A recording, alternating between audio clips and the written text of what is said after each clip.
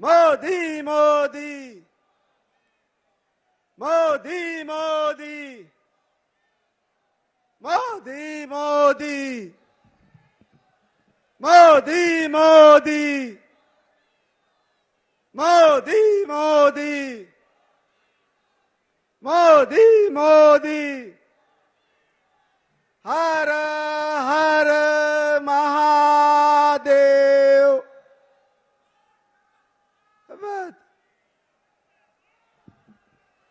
हर हर महादेव। मोदी मोदी मोदी मोदी। तो भाजपा का बूथ विजय सम्मेलन प्रधानमंत्री नरेंद्र मोदी जो है वाराणसी के दौरे पर है और भाजपा का जो बूथ विजय सम्मेलन है उसको संबोधित करेंगे, विजय का मंत्र देंगे, जो बूथ के जो पदाधिकारी हैं उनसे मुलाकात करेंगे। और इस जो कार्यक्रम में लगभग 8 विधानसभाओं के 3,361 बूथों के 20,000 से अधिक जो बूथ पदाधिकारी हैं वो शामिल हुए हैं। उनको विजय का मंत्र दिया जाएगा क्योंकि उत्तर प्रदेश का जो चुनाव है वो 7 चरणों में होना है और जो 7वां चरण है वो 7 मार्च को होगा, यानी कि उसी चरण के दिन आखिरी जो चरण होगा उसमें वाराणसी का भी चुनाव होना है, आसपास के जिलों का भी चुनाव होना है। इसीलिए प्रधानमंत्री वाराणसी पहुंचे हैं और वहां के जो बूथ कार्यकर्ता है, जो बूथ से जुड़े हुए जो पदाधिकारी हैं, उनको चुनाव के जीत का मंत्र देंगे, उनको समझाएंगे कि कैसे अपनी योजनाओं की, सरकार की जो योजनाएं हैं उनको लोगों तक पहुंचाना है, कैसे संवाद करना है, कैसे डोर टू डोर कैंपेन करना है, क्योंकि कोविड का भी समय है। ऐसे में सुरक्षा के साथ चुनाव प्रचार भी चलता रहे और जो सरकार की बातें हैं, जो योजनाएं हैं, उनके बारे में लोग अधिक से अधिक जान सकें, अधिक से अधिक तक उन तक पहुंचाया जा सके, यही प्रयास किए जा रहे हैं। और चुनावी दंगल है वो लगातार चल रहा है, लोकतंत्र का महापर्व है। 7 मार्च को आखिरी चरण का चुनाव होना है जिसमें वाराणसी में भी चुनाव होना और इस कार्यक्रम में लगभग 8 विधानसभाओं के 3,361 से अधिक बूथ जो है उनके कार्यकर्ता, 20,000 से अधिक कार्यकर्ता इसमें शामिल हो रहे हैं। उनसे प्रधानमंत्री अभी कुछ ही देर में संवाद करेंगे, जीत का मंत्र देंगे कि कैसे इस प्रचार को लोगों तक, सरकार की योजनाओं के बारे में जो जानकारी है वो लोगों तक पहुंचाना है, लोगों को बताना है कि कैसे सरकार उनके लिए लगातार काम करती रही है, कैसे वाराणसी का जो कायाकल्प है वो बदला है, जो बदली हुई तस्वीर अब देखने को मिलती है वाराणसी कि वो आने वाले दिनों में इसको और विस्तार दिया जाएगा, पर्यटन की असीम संभावनाएं उभर कर सामने आएंगी। तो आप सीधे तस्वीरें देख रहे हैं वाराणसी से, जहां पर भाजपा का बूथ विजय सम्मेलन कार्यक्रम आयोजित हो रहा है जिसमें प्रधानमंत्री नरेंद्र मोदी पहुंचे हुए हैं। अभी वो कार्यकर्ताओं से उन्होंने मुलाकात की है, उनका अभिवादन स्वीकार किया है, पीएम बूथ स्तर के कार्यकर्ताओं के साथ बातचीत भी करेंगे, चुनावी जीत का मंत्र भी देंगे। उनको ये बताया जाएगा कि कैसे इस चुनाव को अच्छे तरीके से सुरक्षा के दृष्टिकोण को देखते हुए, क्योंकि हम सभी जानते हैं कि अभी भी कोविड का जो संकट है, कोरोना का जो दौर है अभी खत्म नहीं हुआ। ऐसे में चुनाव का प्रचार भी चलता रहे, लेकिन कोविड सुरक्षा के साथ डोर टू डोर यानी कि घर घर जाकर कैसे लोगों को समझाना है, कैसे बात करनी है, कैसे योजनाओं के बारे में जानकारी देनी है।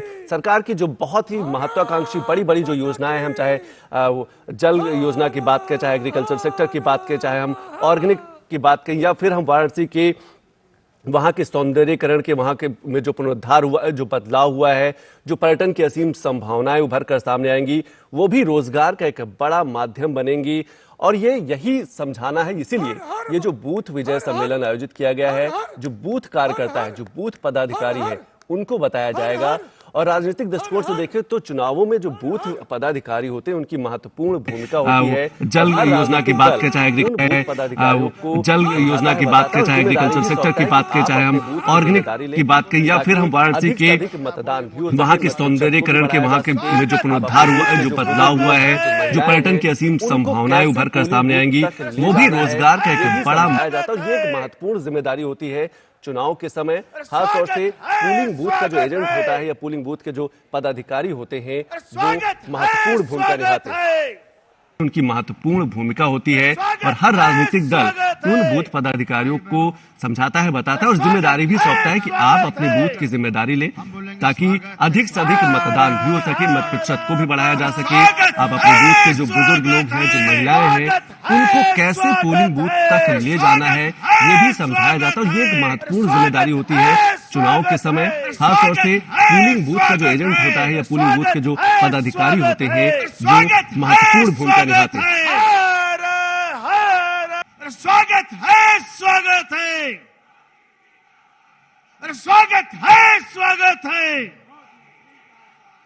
हर हर महादेव।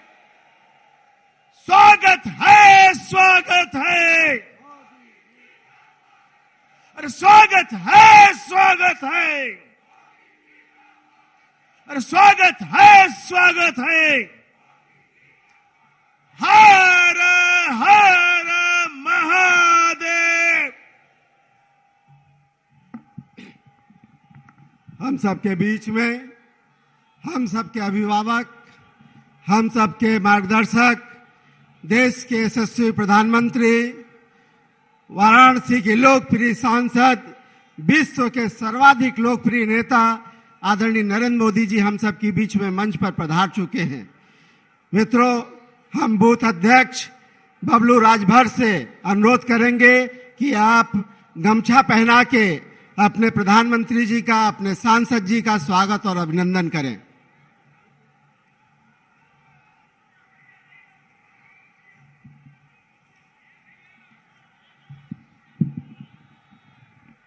मैं सुनील पटेल जी से अनुरोध करूंगा कि वो कप प्लेट दे के अपने आदरणीय प्रधानमंत्री जी का अभिनंदन और स्वागत करें। सुनील पटेल जी।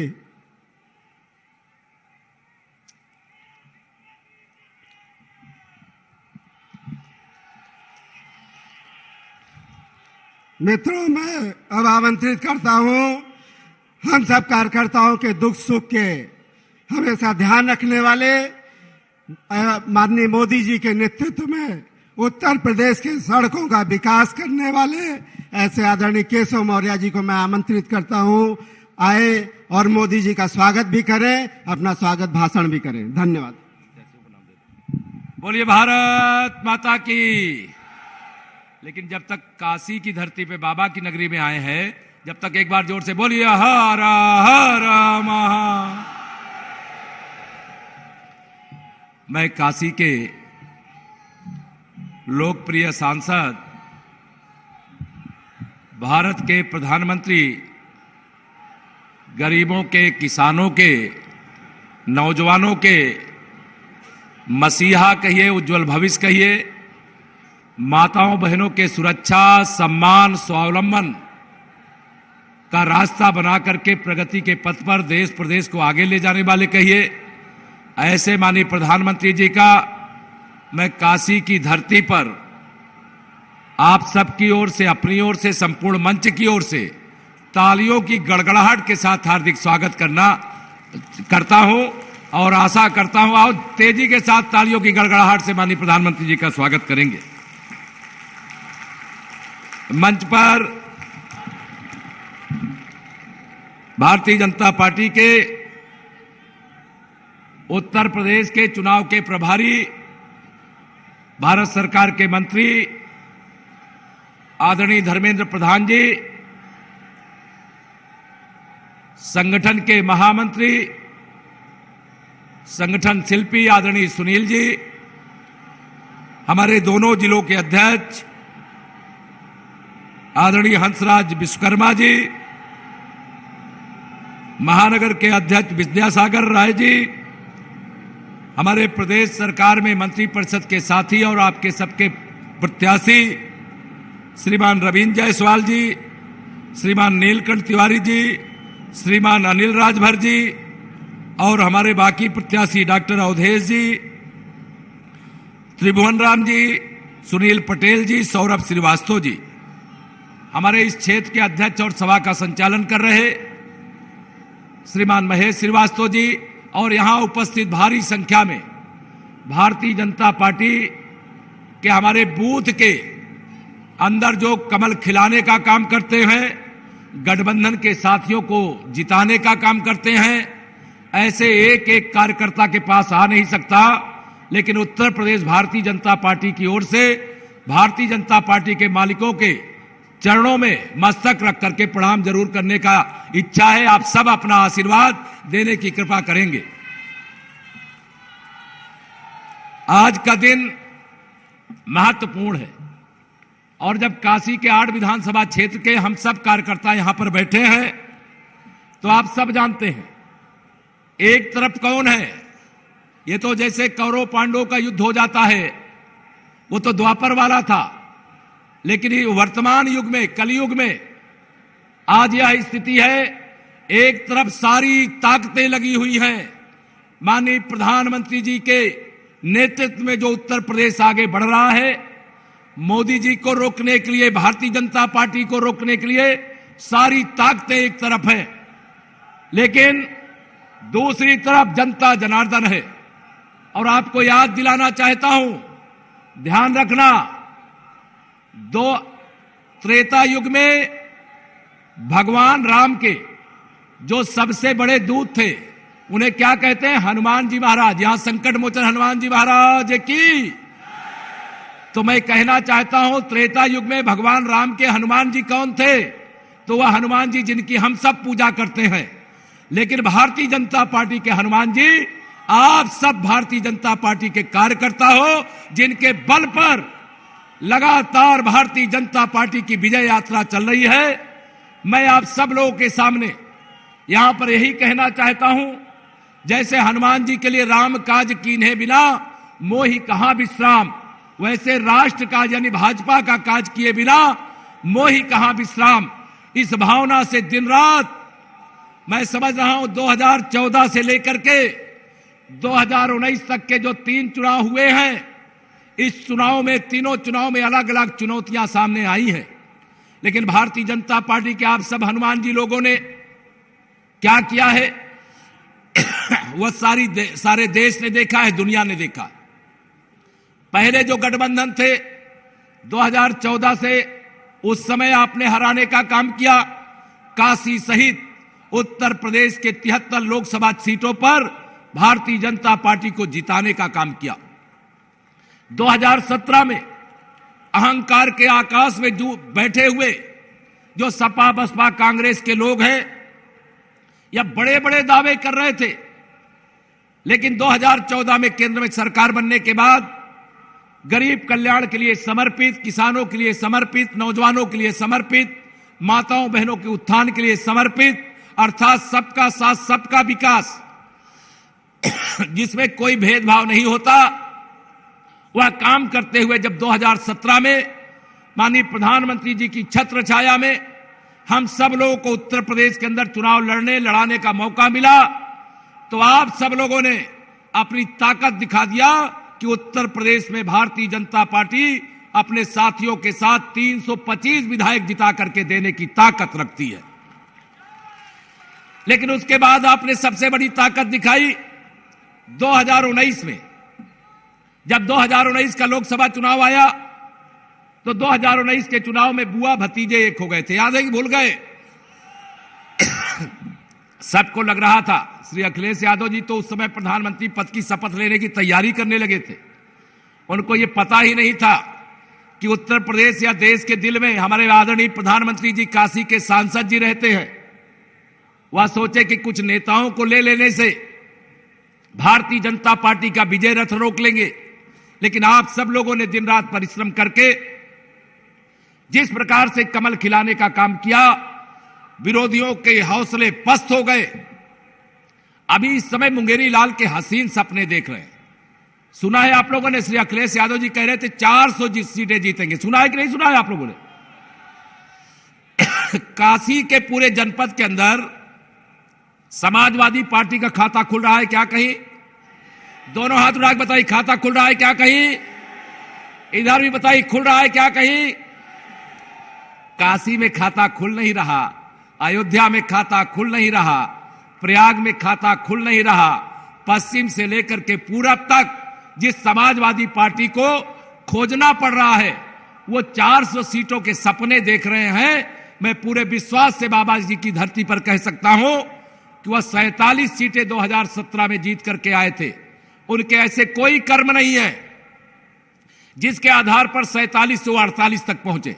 वो 47 से 40 पहुंच सकते हैं, लेकिन 47 से 48 नहीं पहुंच सकते।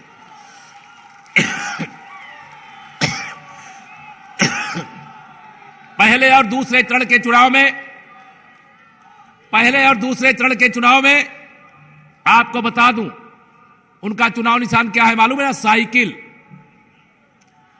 और साइकिल पश्चिमी से उड़ करके, पश्चिम उत्तर प्रदेश से उड़ करके सैफई पहुंच गई थी, और सैफई के लोगों ने उड़ा दिया वहां कमल खिला करके।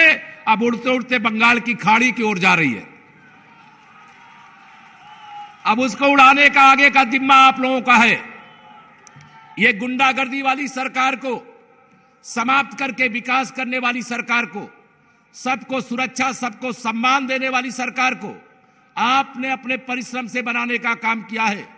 आप सब भारतीय जनता पार्टी के वह महान कार्यकर्ताओं में से हैं जिन कार्यकर्ताओं के बल पर भारतीय जनता पार्टी शून्य से शिखर तक पहुंची है। हमारी सरकार ने सबका साथ, सबका विकास किया है।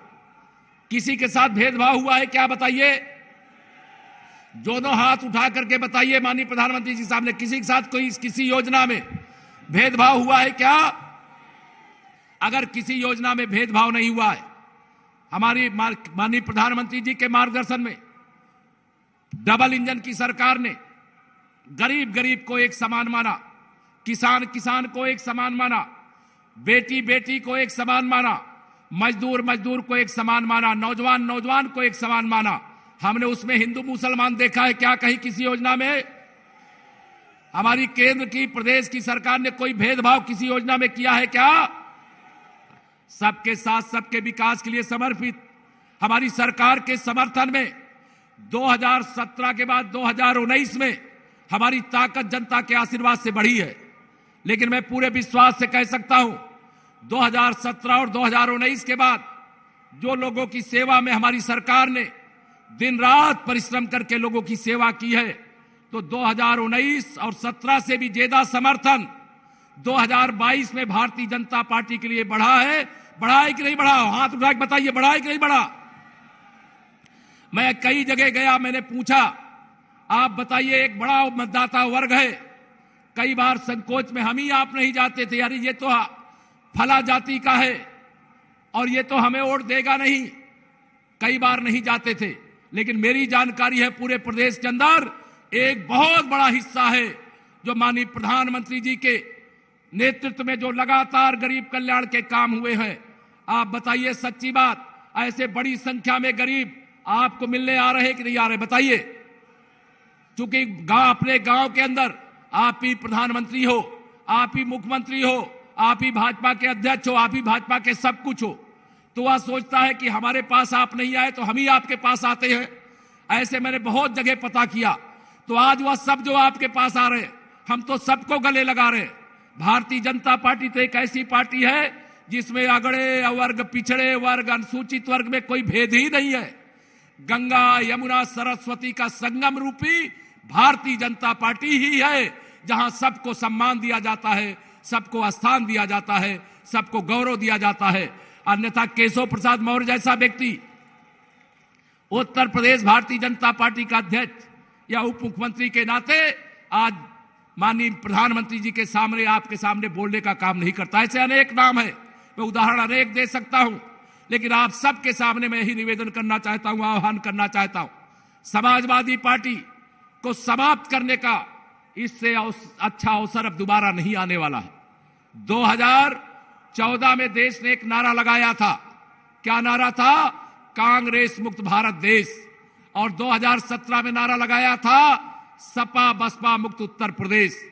मुक्त तो हो गए सत्ता से ये, लेकिन इनको समाप्त करने का काम, और मैं पूरे विश्वास से कह सकता हूं 10 तारीख को जब ईवीएम मशीन खुलेगी तो समाजवादी पार्टी का नाम बदल करके समाप्तवादी पार्टी हो जाएगा। आप सबको विश्वास है कि नहीं बताइए? विश्वास है तो दोनों हाथ उठा करके बताइए, विश्वास है कि नहीं है? श्री अखिलेश यादव जी कहते नई सपा है। ये नई सपा है जिसमें गुंडे, अपराधी और माफिया है, जिसमें दंगाई है, जिसमें भ्रष्टाचारी है, जो जमीनों पर कब्जा करने वाले हैं। ऐसी सपा नहीं हो सकती है जिसमें जेल में बंद व्यक्ति भी प्रत्याशी है, जो बेल में है वह भी प्रत्याशी है, जो दंगे का अपराधी वह भी प्रत्याशी है, जो कैराना से और उत्तर प्रदेश के अनेक जिलों से पलायन करने के दोषी है वह भी प्रत्याशी है। ऐसी सपा नहीं हो सकती है क्या? मैं दावे से कह सकता हूं, विश्वास से कह सकता हूं, श्री अखिलेश यादव जी, यह नई सपा नहीं है, ये वही सपा है जिससे जनता खपा थी और आज भी खपा है, आज भी खपा है। और इसलिए श्री अखिलेश यादव जी हो, चाहे प्रियंका मैडम हो और चाहे मायावती जी हो, या तीनों की तिकड़ी या सारी ताकतें भारतीय जनता पार्टी के खिलाफ सदा एकजुट रहती हैं। अलग अलग दिखते होंगे, लेकिन अलग अलग दिखने के बाद भी आप सब जानते हैं कि अब भारतीय जनता पार्टी को बर्दाश्त नहीं कर पा रहे हैं। मैं याद दिला रहा हूं 2014, मैं गांव में जाता हूं, पूछता हूं, आप भी जाते होंगे, पूछते होंगे, लोग बताते होंगे, माननीय प्रधानमंत्री जी ने 2014 में कहा था, न मैं खाऊंगा और न खाने दूंगा, और जिन लोगों ने भी खाया है उसको भी वसूल करके गरीबों के चरणों में डाल दूंगा। याद है आप लोगों को? और जैसे ही ये काम शुरू हुआ है, उनका जैसे खाना बंद हो गया है, और जो खाने इकट्ठा कर लिए थे, 100-100 पीढ़ियों के जुगाड़ कर लिए थे, अब उसका भी पता चल रहा है, तो वह भारतीय जनता पार्टी को, माननीय प्रधानमंत्री जी को सह नहीं पा रहे हैं। इसके कारण से सारे विरोधी एक होकर के भारतीय जनता पार्टी के विजय रथ को रोकने की कोशिश कर रहे हैं।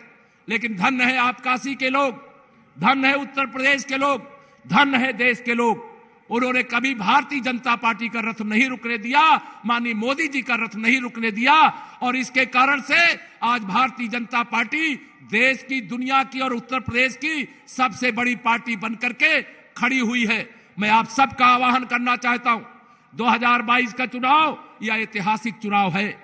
ये केवल 5 साल लोगों की सुरक्षा के लिए, लोगों के विकास के लिए, लोगों को आत्मनिर्भर बनाने के लिए नहीं, बल्कि ध्यान रखना, ये आने वाले 5 साल के अंदर 5 पीढ़ियों की सुरक्षा का सवाल है।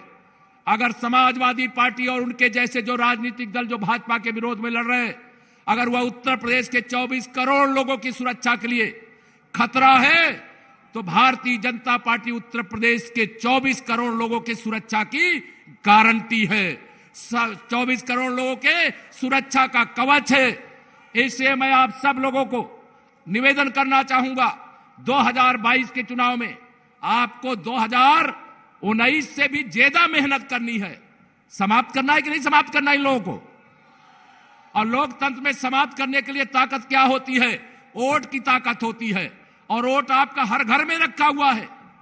जिनके पास आप नहीं जा रहे, तो वो आपके पास अगर आ जा रहे हैं, तो मैं आप सबसे ही अपील करता हूं, जिनके पास आपको जाना चाहिए। कई बार संकोच में आप नहीं जाते थे, कई ऐसे काम हुए जिसका माननीय प्रधानमंत्री जी की उपस्थिति में मैं कोई लंबा भाषण दूं, यह मर्यादित नहीं है, लेकिन मैं आप सब लोगों को कहना चाहता हूं, आज कोई भी घर, कोई भी जाति, कोई भी बिरादरी, कोई भी समुदाय भाजपा के विरुद्ध नहीं है, और वह सब भाजपा के साथ आना चाहते हैं।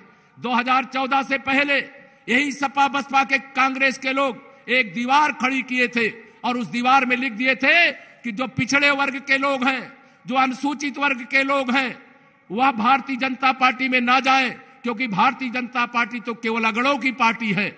लेकिन जब माननीय प्रधानमंत्री जी एक गरीब मां बाप के बेटे के रूप में, भारतीय जनता पार्टी के प्रधानमंत्री पद के प्रत्याशी के रूप में देश के सामने, प्रदेश के सामने आए, तो पिछड़ों को लगा कि हमारा कोई अपना सुख दुख को समझने वाला आया है। सबने बिना भेदभाव के जब भारतीय जनता पार्टी को आशीर्वाद दिया और भारतीय जनता पार्टी से रिश्ता जोड़ा, तो रिश्ता जोड़ने के बाद लोगों को लगा कि सही मायने में हमारी पार्टी तो भारतीय जनता पार्टी है। पिछड़ों को, दलितों को भाजपा के नाम से डराने वालों की दुकान अब पिछड़ों और दलितों में नहीं गल पा रही है, या दाल नहीं गल पा रही है।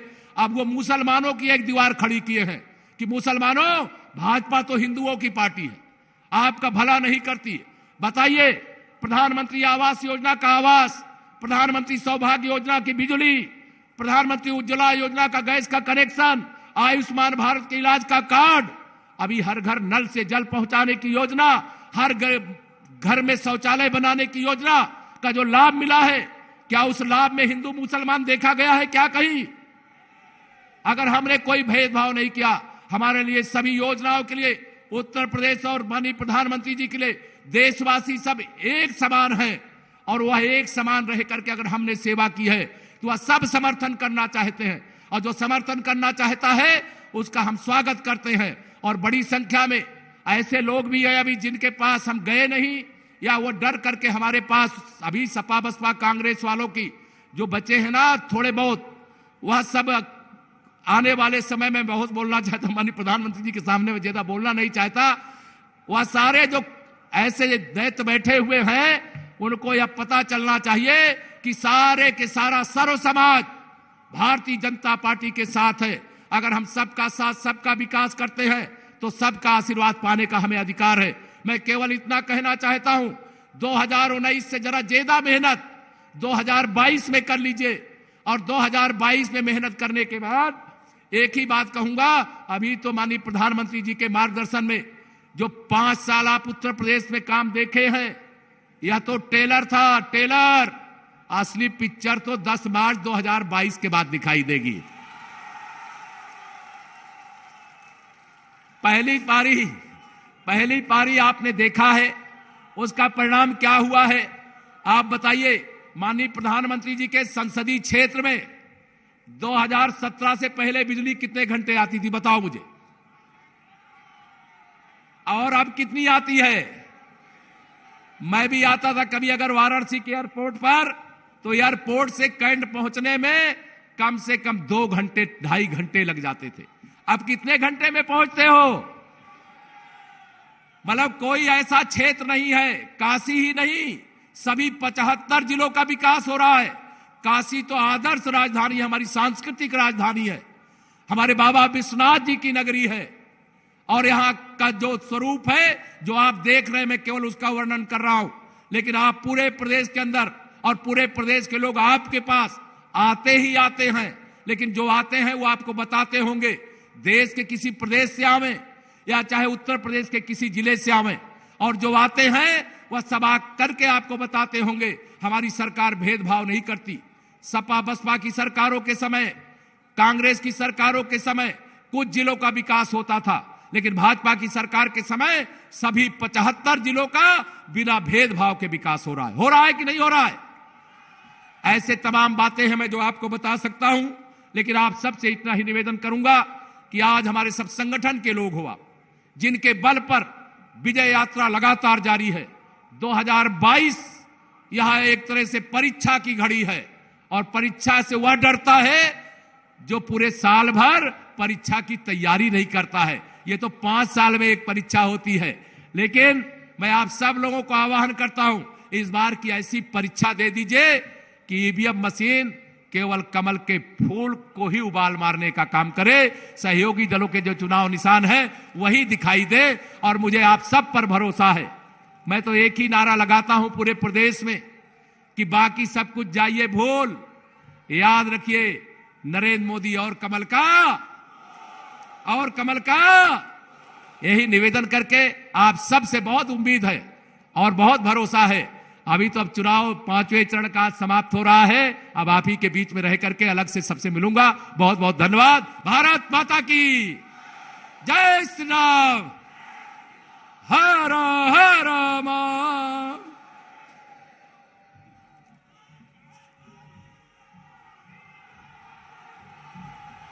माननीय प्रधानमंत्री जी को मैं सादर आमंत्रित करता हूं, आप उद्बोधन देने की कृपा करें।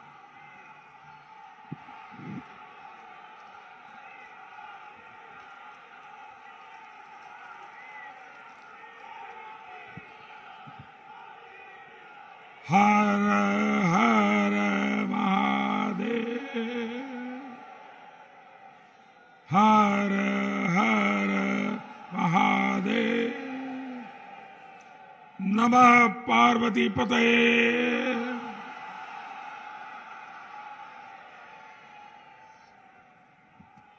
आप सब काशीवासी लोगों के प्रणाम हो। ई बनारस पर हमें नाज हो। बनारसी लोगन के मेहनत और लगन पर भरोसा हो। जैसे आप 14 में पराक्रम देखौला, 17 और 19 में साथ देला, वैसे ही E22 भी फतह करवा।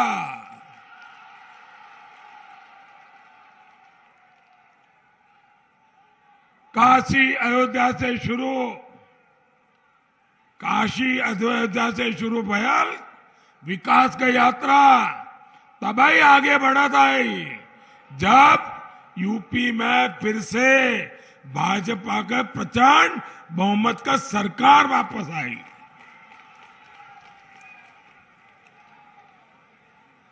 साथियों, सबसे पहले तो मैं हमारे संगठन के सभी प्रमुखों का धन्यवाद करता हूं।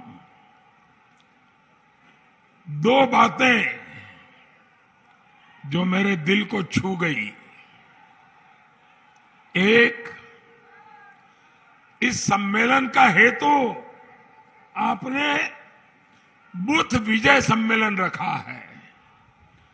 बूथ विजय मैं समझता हूं यह बहुत बड़ा संदेश है। और दूसरा, मुझे मेरे प्राण प्रिय कार्यकर्ताओं के दर्शन का मौका दिया।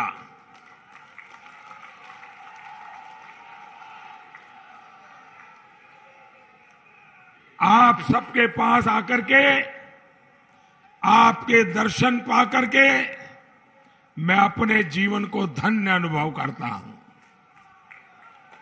साथियों, जिस पार्टी के पास आप जैसे कर्मठ कार्यकर्ताओं की ताकत हो, उसकी जीत तो सुनिश्चित है ही। बूथ विजय सम्मेलन में आपका ये जोश और आत्मविश्वास दिखता है कि हम हर बूथ भी जीतेंगे। इस पर पूरे क्षेत्र में फुल स्कोर भी करेंगे। और मैं जानता हूं भाजपा का कार्यकर्ता चुनाव के आखिरी दिन तक आराम नहीं करता। पार्टी जो भूमिका देती है आप उसमें जी जान लगा देते हैं। भाइयों बहनों, मेरा इतने सालों का अनुभव है कि पार्टी का आदेश वैसे तो समाज और देश के हितों की दृष्टि से होता है, लेकिन उससे हमें बहुत कुछ पाने को, सीखने को मिलता है। अब आप मुझे देखिए, मुझ जैसे कार्यकर्ता को पार्टी ने बनारस भेजा और मुझे बनारस मिल गया। मैं बनारस का ही होकर रह गया।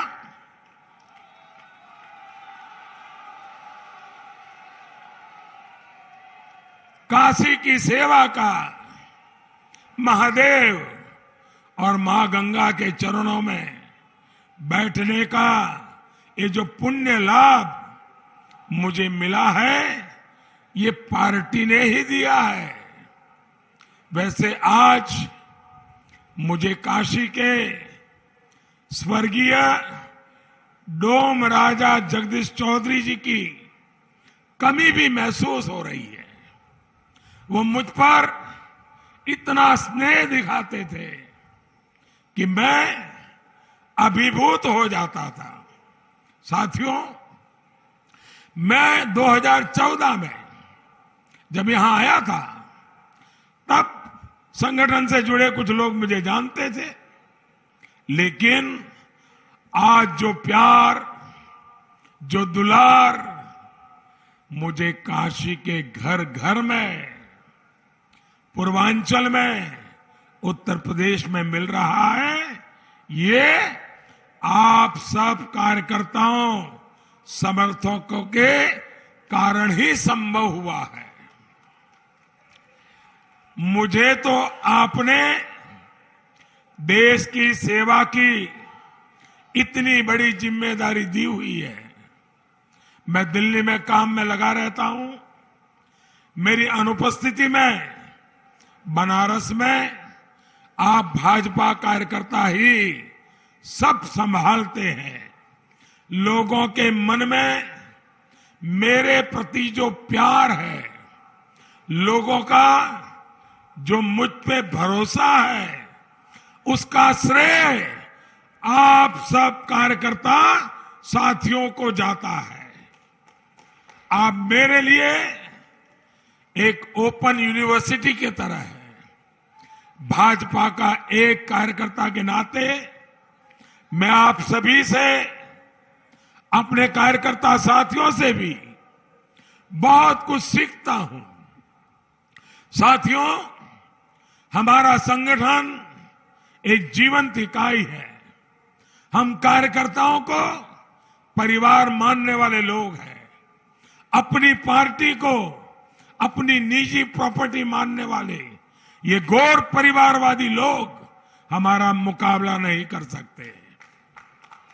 भाजपा संगठन शक्ति और कार्यकर्ता के बल से चलने वाला दल है। दूसरी तरफ वो पार्टियां हैं जिनके लिए धन बल और बाहुबल यही उनकी ताकत है।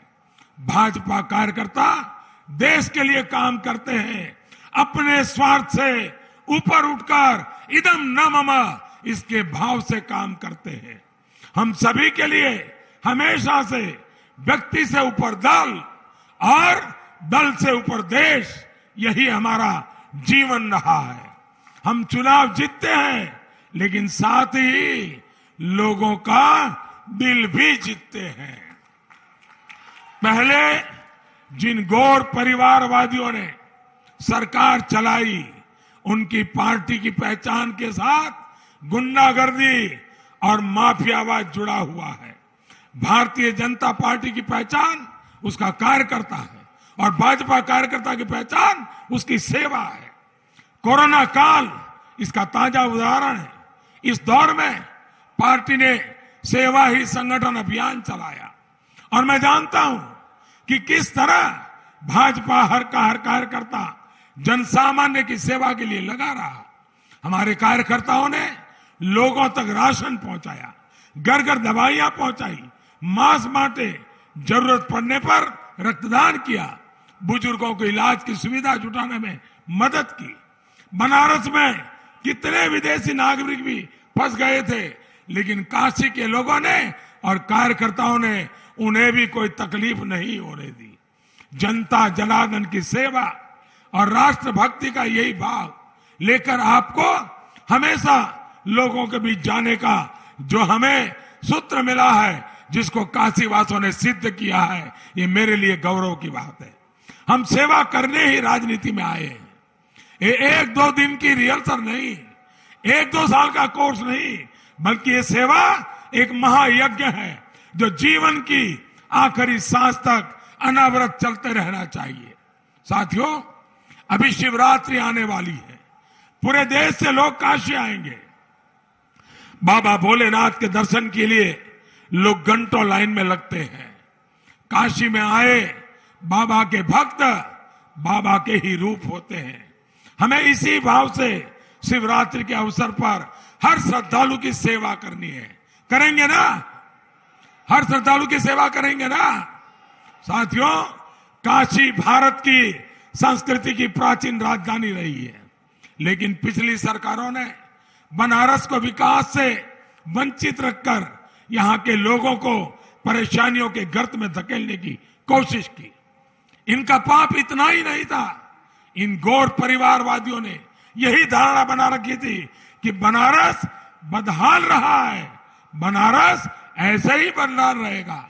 लेकिन महादेव के आशीर्वाद से आज बनारस बदल रहा है। आज काशी विश्वनाथ धाम, काशी और देश की गरिमा के अनुरूप हमारी पहचान की भव्य झांकी बनकर खड़ा है। कितने समय बाद बाबा का धाम और मां गंगा फिर से एक बार जुड़े हैं। आज मां गंगा स्वच्छ हो रही है और गंगा के घाट भी स्वच्छ हुए हैं, उनमें नए पत्थर लगे हैं। मुझे खुशी होती है जब लोग ये कहते हैं कि एयरपोर्ट से शहर अब जल्दी पहुंच जाते हैं।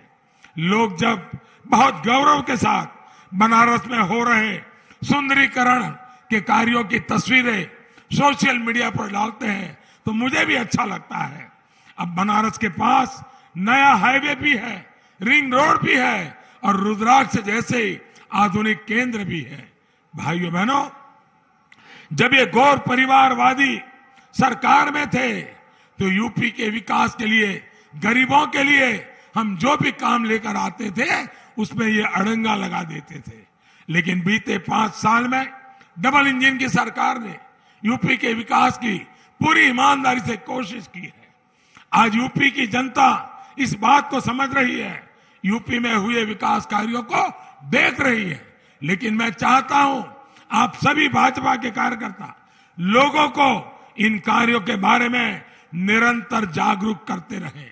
स्वास्थ्य के क्षेत्र में हमने जो काम किया है वो यूपी में मेडिकल कॉलेजों की संख्या से पता चलता है।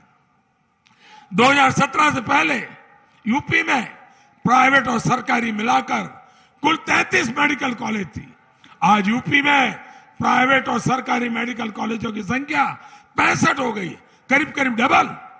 ये है भाजपा सरकार के काम करने की रफ्तार। 2017 से पहले जो सरकार थी उसने अपने 5 साल में यूपी के शहरों में 40,000 से भी कम, पूरे उत्तर प्रदेश की बात बता रहा हूं, 40,000 से कम घर बनाए थे। जबकि भाजपा की सरकार ने अपने 5 साल में यूपी के शहरों में करीब करीब 10 लाख घर बनवाए हैं।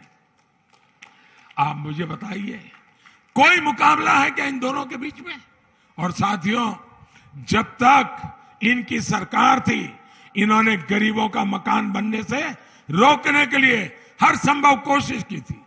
बनारस में इनकी सरकार के 5 सालों में 1,500 से भी कम घर बनवाए थे, 1,500 से कम। जब आपके एक वोट ने परिवारवादियों को इनके आलीशान महलों में भेज दिया, जब आपने भाजपा सरकार को प्रचंड बहुमत से जिताया तो स्थितियां बदलनी शुरू हुई।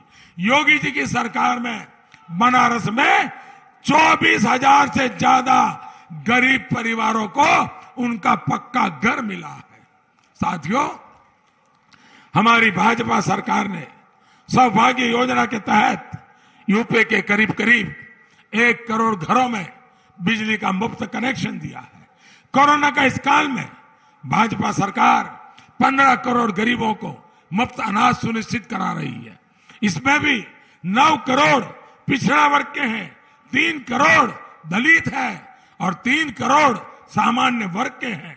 यूपी के 2 करोड़ 60 लाख से ज्यादा किसानों को पीएम किसान सम्मान निधि का 43,000 करोड़ रुपए का सीधा पैसा उनके बैंक खाते में मिला है।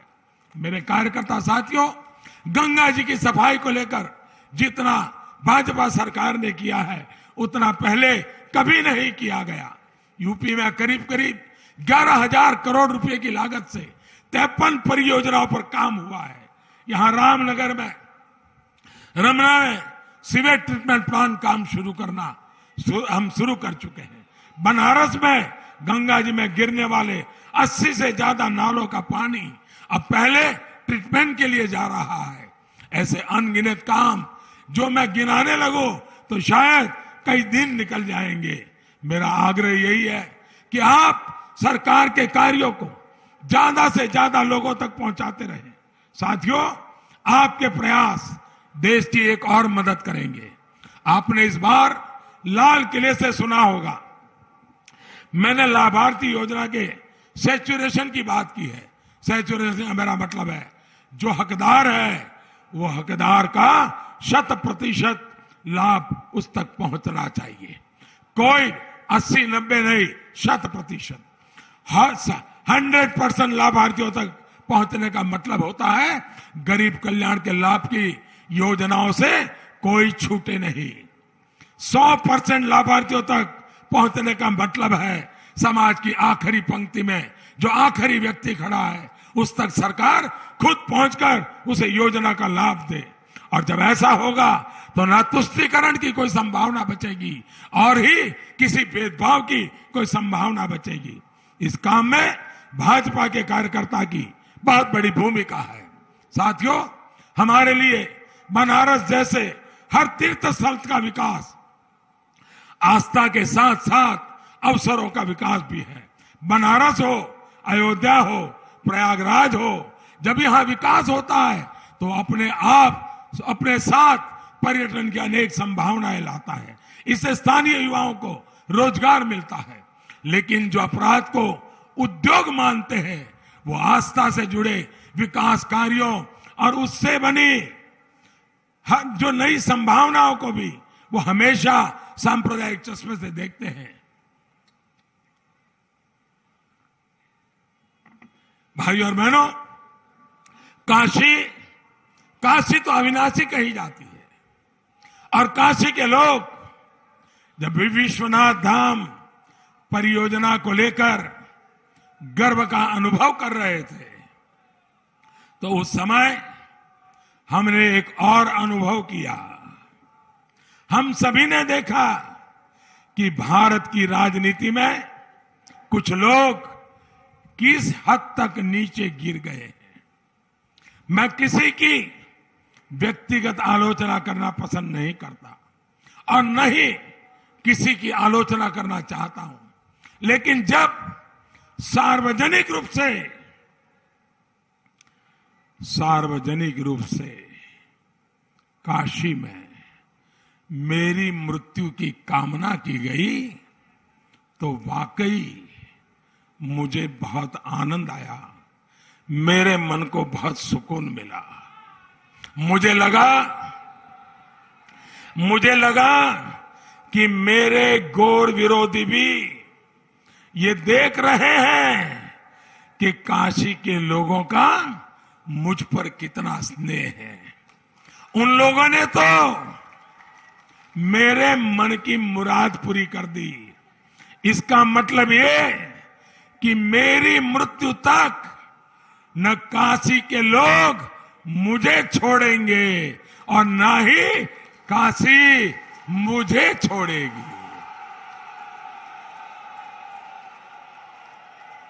और मुझे विश्वास है काशी की सेवा करते करते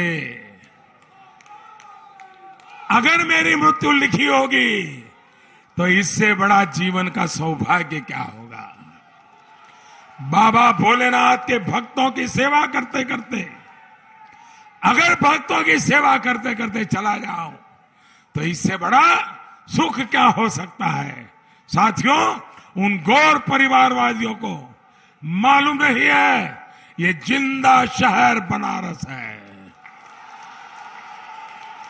ये बनारस मुक्ति के रास्ते खोलता है और अब बनारस विकास के जिस रास्ते पर चल पड़ा है वो देश के लिए गरीबी से मुक्ति के रास्ते भी खोलेगा, अपराध से मुक्ति के रास्ते खोलेगा। यही मार्ग परिवारवाद में जकड़े भारत के लोकतंत्र को भी मुक्ति का रास्ता दिखाएगा। साथियों, पिछली सरकारों में हालत ये हो गई थी कि बेखौफ अपराधी बाबा विश्वनाथ मंदिर से सोना काट करके ले गए थे, मंदिरों से मूर्तियां चोरी हो जाती थी, महादेव की काशी को भू माफियाओं ड्रग्स माफियाओं के हवाले करके इसकी पवित्रता नष्ट करने की कोशिश हो रही थी। काशी में घाटों पर मंदिरों पर बम विस्फोट होते थे, आतंकी बेखौफ थे क्योंकि तब की समाजवादी सरकार उनके साथ थी। सरकार आतंकियों से खुलेआम मुकदमे वापस ले रही थी, लेकिन काशी कोतवाल बाबा काल भैरव के आगे इनकी चलने वाली थी क्या? त्रिशूल के आगे कोई माफिया कोई आतंकी कभी टिक सकता है क्या? आज सब अपने ठिकाने पर है और कालजयी काशी देश को दिशा दे रही है। कुछ ही दिन पहले मां अन्नपूर्णा की प्रतिमा भी बनारस को आशीर्वाद देने फिर से स्थापित हो गई है। भाइयों बहनों, बाबा का आशीर्वाद लेकर हमें काशी की विकास यात्रा को अनवरत आगे बढ़ाने के लिए दिन रात मेहनत करनी है। बुद्ध विजय सम्मेलन से हमें संकल्प लेकर जाना है। हमें अपना बूथ हर हाल में जीतना है। जीतेंगे, जीतेंगे। मैं आपको कुछ और भी आग्रह कर रहा हूं, उसे जरूर याद रखिएगा। याद रखेंगे क्या? याद रखेंगे?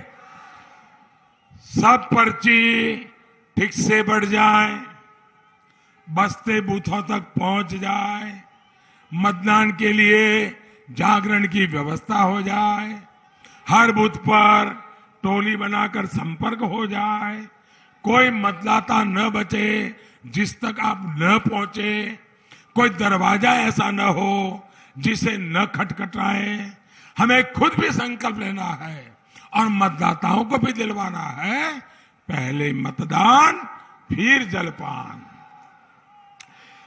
मेरे कार्यकर्ता भाइयों बहनों, आप मेरी एक मदद करेंगे? ऐसे नहीं, आवाज जोरदार चाहिए। मेरी मदद करेंगे? आप सब मेरी मदद करेंगे? पक्का करेंगे? देखिए, मैं अकेला हर काशीवासी के पास पहुंच नहीं सकता हूं, लेकिन क्या आप मेरी तरफ से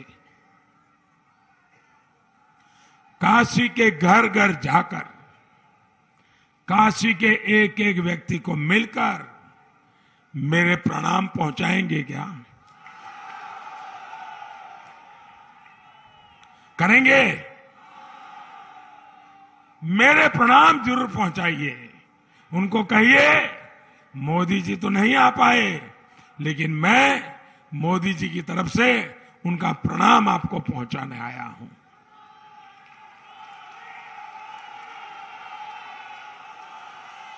आप घर घर जाएंगे, घर घर जाएंगे, हर घर जाएंगे, हर किसी को मिलेंगे, मतदान के लिए तैयार करेंगे। बोलो भारत माता की, भारत माता की। हर हर हर हर